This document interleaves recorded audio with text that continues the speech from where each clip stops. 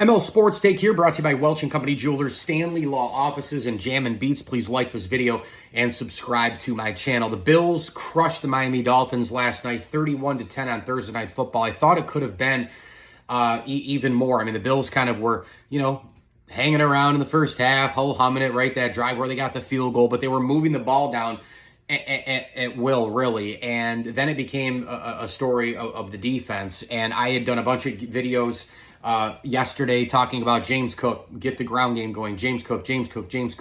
And it got to the point where James Cook scored multiple touchdowns and Josh Allen only had to throw the ball 6 times in the second half. The defense took over. Tua was terrible. Obviously, the injury with him in the head and all that with his history, obviously wishing him the best. Clearly, that was a terrible thing to see where he collided with Damar Hamlin. You never want to see that from anybody. And this goes all the way back to Miami handling him poorly, and not well enough in Buffalo when he hit the carpet on that. Milano pushed him and he went right back and smacked his head on the turf, and they sent him right back in. So it goes back to that. The Dolphins screwed up on this a couple of years ago, and it's just kind of gone on and on and on. So we really wish Tua the best, but the defense was unreal for the Bills. I mean, Jamarcus Ingram had 2 interceptions.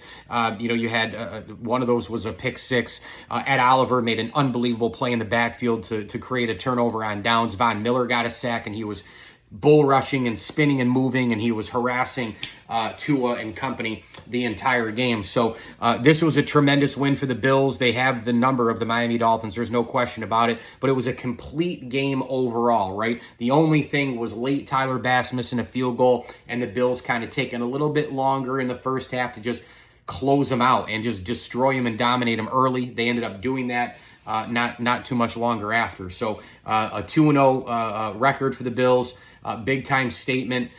Cook was unreal. Allen was good enough. The defense was dominating. Christian Benford had a pick of his own, which was terrific. Ingram outstanding. The D-line outstanding. And of course, we're waiting on yet another injury with Terrell Bernard. They say that it's a pectoral issue right now. But man, I mean, the linebacker depth is shaky at best. And you've got Bernard out. Milano's out for basically the season at this point. We know Taron Johnson missed the game last night with a nickel spot. And they just kept bringing people in, Balen Spector included, who made one error. He went, misdirection. He went the wrong way. But he came back in and did a great job. And, if there's one thing Sean McDermott can do, it's defense. It's secondary, it's development, it's depth, it's getting guys ready to play when their number is called, and the Bills defense did exactly that. ML Sports Take brought to you by our good friends at Rosie's Corner. Today is Fish Friday. Stop by for fish, mac and cheese, and a heck of a lot more. Pizza wing combos available all day long as well. Rosie's Corner is a proud Platter supporter. Route 11 in Brewerton. Hey, hats off to everybody in the community last night who took a nice part in a place in this unbelievable, this glow boat and the kayaks and all that on the water by the bridges, and the drone was out. That was awesome stuff to see last night out in Brewerton, New York. Thanks as well to Camillus Golf Club, CNY Golf Shop and Range, and RV Source of Central New York. Go shop the lot today. Get your new RV with RV Source of Central New York. As I always tell you, enjoy the games.